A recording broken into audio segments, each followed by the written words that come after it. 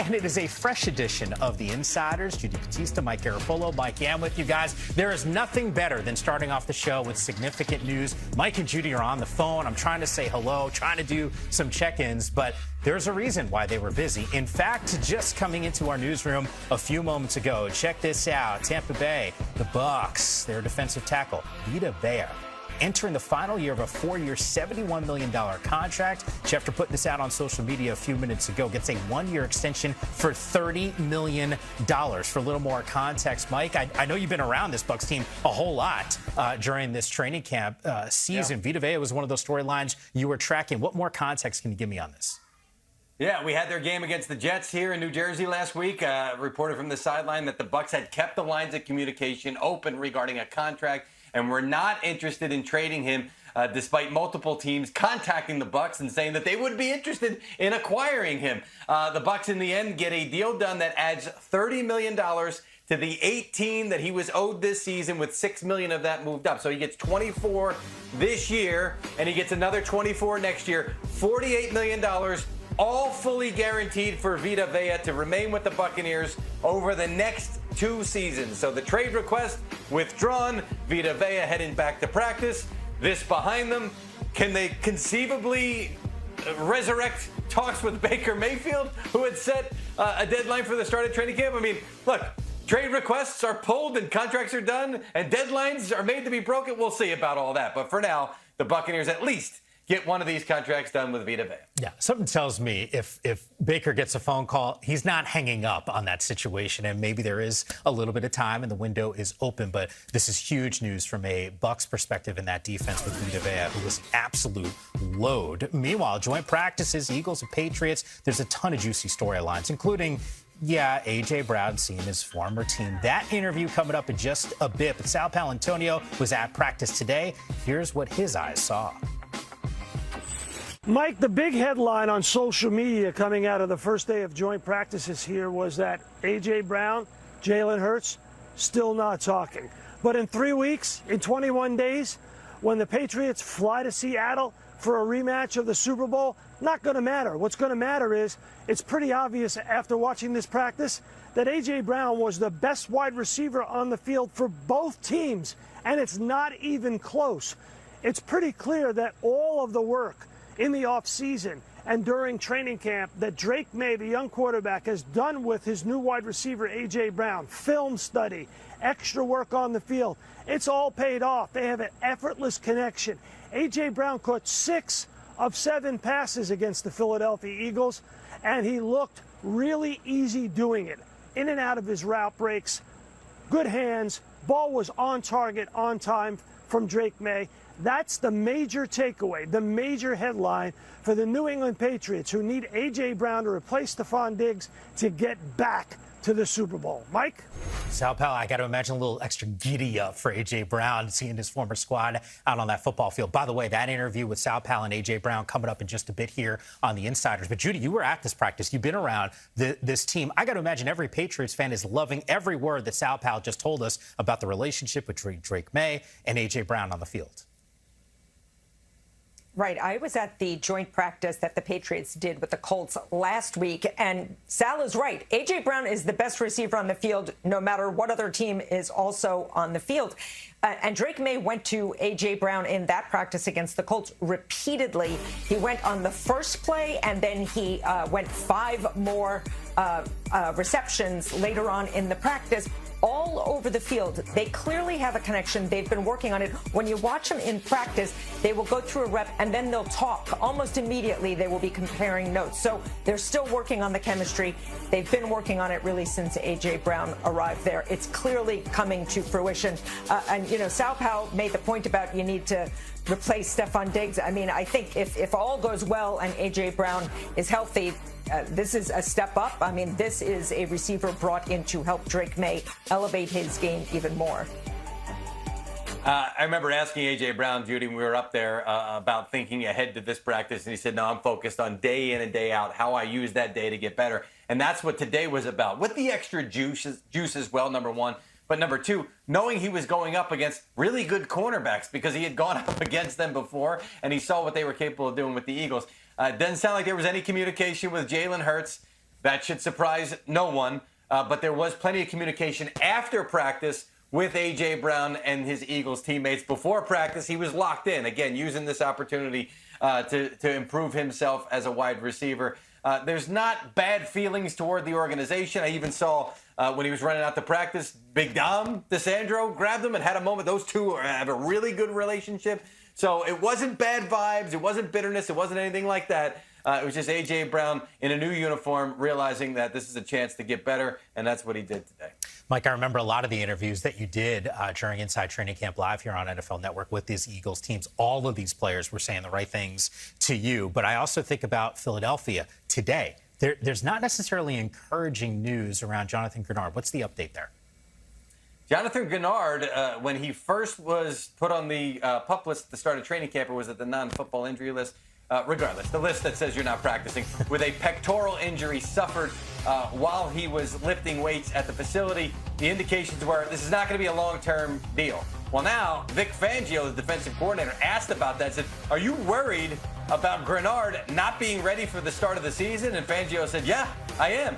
I sniffed around. It doesn't seem like it's drastically off the timeline. Maybe it's just taking just a little bit longer, or maybe there's a concern that there could be a little bit more time for this to heal. But from my understanding, the Eagles still expect him, if he's not ready for week 1, to be back early in the season coming off this pectoral injury. Certainly nothing that they're going to rush, so we'll keep an eye as the game against the Commanders gets closer. But for now, Vic Fangio at least speaking the truth about maybe Grenard not being out there. Yeah, not to mention a significant investment coming off of some really good seasons wearing a Vikings uniform. Supposed to be a difference maker for this team. So we'll continue to monitor his progress. Meanwhile, no love loss in some of these joint practices. Saints, Cowboys, we got multiple altercations. We got punches being thrown, helmets being removed. We got a body slam in the mix as well. All the coaches, including Shedeur, will tell you things can get pretty intense. A little chippy, not the way we like to do business. Got to be better, but I got to look at the film. We're certainly not going to take, from anybody. But again, it was chippy on both sides, and like I said, I want our guys to play on the edge without going over the edge. One guy sounds like he might have thrown a punch, and that's why he left practice. Honestly, I got to go look at the film, Nick, because I was playing, referee the whole time. And, the one thing I have learned is I don't get in the fights. I stay back. But, again, our football team needs this work. And overall, I was disappointed in the work today because I didn't think we got enough good work. I thought there were too many bodies on the ground, and it just felt sloppy to me. So, is what it is. I love the way our guys practice. Since I've been here, I say it all the time, but our guys, it doesn't matter where. You want to go practice in the parking lot, they'll go practice out there. And I love our defense. But there comes a time where Browns have to take care of Browns, and that's part of it. We got to be able to practice together collectively and take care of each other. And it wasn't malicious. No one's trying to get another player hurt. That's just part of it. The analogy I always use is I would prefer Rottweilers over Chihuahuas. If you've ever walked by a Rottweiler sitting on the front porch, doesn't have to say a whole lot, but if it needs to, it can do a whole lot. And then the vice versa, the Chihuahua that's barking at you from their side of the fence, the entire walk by, how intimidating is that to some of the guys out here? And there's all pro players on their team. There's guys that have played at a very high level for a really long time. Those aren't the ones that you normally see. It's normally really what we've seen within some of our own practices where it's gotten to the line or even past it. It's with players 55 through 90 on the roster that, it can be a thin line between what is play style and toughness and then the stuff that comes on top of that. There's just no place for it. Yeah, dude's just trying to make a team, which I understand. You kind of want some of that physicality because it is a physical sport, Mike, but sometimes things get a little out of hand and no one wants to see anyone get hurt. Right, and that's why I've been asking around and saying, well, we seem to have a lot of these fights in the joint practices, even in the case of the Browns amongst themselves. Is this something now that we're going to see coaches maybe go away from?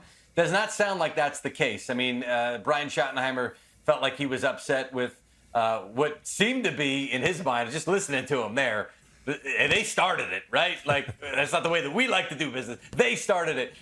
It does seem like coaches still like these joint practices, and there's still going to be something that's part of their training camp plans moving forward. This is not going to just happens to be that that we've had a bunch this year. And we've had these before. We've had these for years. This is not a relatively new phenomenon, Judy. It's just that coaches are now moving more toward these practices and playing and practicing their guys instead of playing them in the preseason. Still expect this to be a big part of NFL preseasons and training camps. Well, I think we're having more joint practices, but there were always fights in joint practices. I covered one between the Jets and Giants way back in like 2004 where Tom Coughlin himself was yelling at Jets coaches. So there have always been fights in joint practices. The league is not going to do anything about it. It's up to the teams to police themselves and the coaches to police their players. But I think part of the pressure and part of the frustration you're hearing from coaches is practice time is so constrained now and so limited in the eyes of the coaches that when they lose time to fighting, it gets on their nerves even more. So they're going to have to crack down on the guys fighting. I don't know if you're ever going to eliminate it entirely, especially this late in training camp. Everybody is sick of training camp by this time. They just want to get to the games. And they're already on each other's nerves. So I think this comes with the territory at this point in the year. Yeah, and you guys are talking about joint practices, and I think you both sort of have seen enough of these where sometimes when it's not even a joint practice, it's just your own team, and things can get a little chippy. Never a good thing. And once again, no one wants this last couple of weeks. This is not a good thing for that unit that had a ton of momentum considering how they closed last year.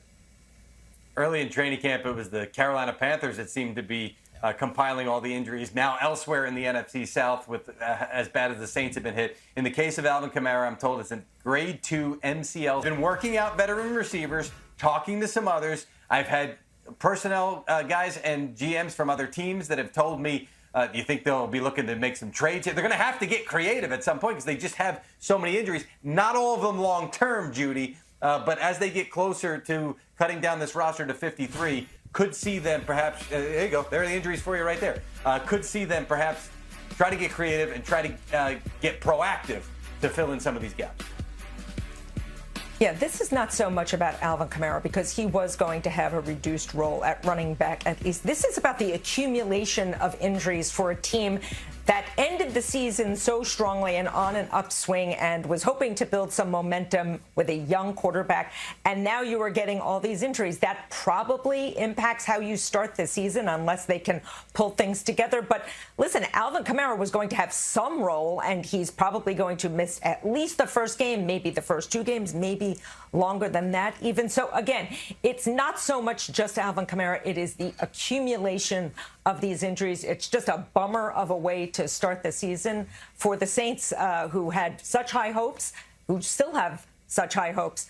It's a little bit tougher when you start losing all of these frontline guys. Yeah, especially the buzz around Jordan Tyson, by the way, the rookie wide receiver. I think about what Tyler Shuck was able to do with Chris Olave. Olave, week 9 on, it's Olave, it's Puka, it's JSN. Those are like the top wide receivers in the NFL in terms of production from that point on. So once again, still feel like this offense can be good, but it's tough seeing that full screen board. You see some of those injuries there. Then you lose your right tackle, Joe Alt, because of that ankle injury. Cost him 11 games, ultimately required season-ending surgery. And Justin Herbert's a guy that's always seeming like, Judy, he's running for his life. He got hit 129 times last year. It's the most of any quarterback in the NFL. This is just the latest installment of news Charger fans don't want to hear.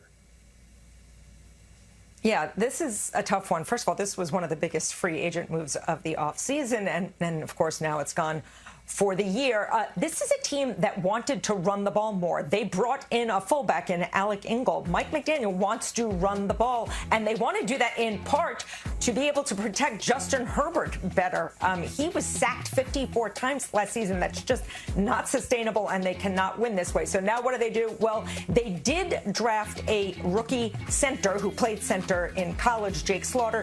He had been trying to win a job as the left guard, so he will slide over. He slid over in practice after the injury happened, and so presumably he will be in that spot now. He will be their starting center. He's got about 3 weeks to work on his timing and chemistry with Justin Herbert. It's not ideal, but that's what they're going to do. Of course, there's always a domino effect when you start moving around offensive linemen, but this is a team that, no matter who's in there, has to protect Justin Herbert better. so he can throw the ball downfield, which is what he does best. Yeah, I think about this offense, and I know Steve had the report yesterday, Hampton, and just kind of pounding through and popping dudes on that defense for the San Francisco 49ers. Certainly a huge hit to that offensive line, but the issue is not just on this Chargers squad. In fact, the Baltimore Ravens dealing with the same sort of situation.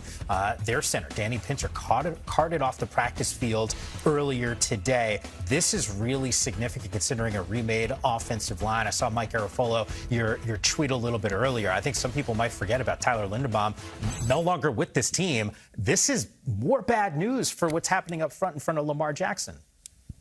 Yeah, and the Ravens just didn't have the money to match what the Raiders at the time, who didn't realize they were going to have to pay Max Crosby's contract. Remember that whole fiasco? He was going to Baltimore. It all kind of sort of ties together. So Danny Pinter injured at practice today, taken off from the card. The body language, the tone of everything should tell you that this is a serious injury. He is undergoing testing on that knee to see, on that leg, excuse me, to see what the full extent of the injury is. The Ravens have also signed Ethan Posick, the veteran, and the expectation was he was going to start to ramp up.